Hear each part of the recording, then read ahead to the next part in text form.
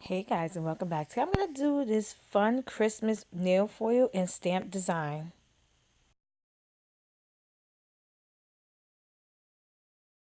So I'm going to use this hollow glitter polished by China Glaze called Fairy Dust and red and green nail foil. I've been wanting to use it, so I'm going to use it now.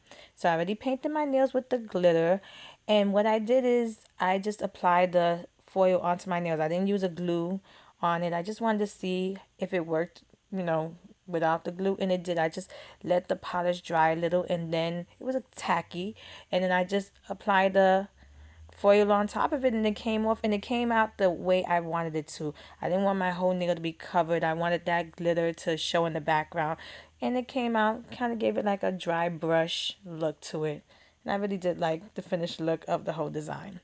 Once I was done, I got my Lookathot XY-Z32 nail plate. It has a whole bunch of Christmas designs, and I wanted to apply white polish onto this cute ornament design.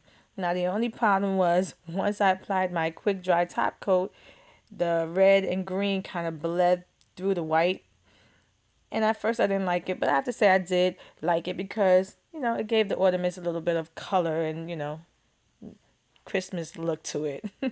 And then I'm going to use another plate, the XY-E14 plate. It has this cute I love Christmas design. I just thought it would be really cute in the middle of my nail, or my middle finger, more like it, and I applied it.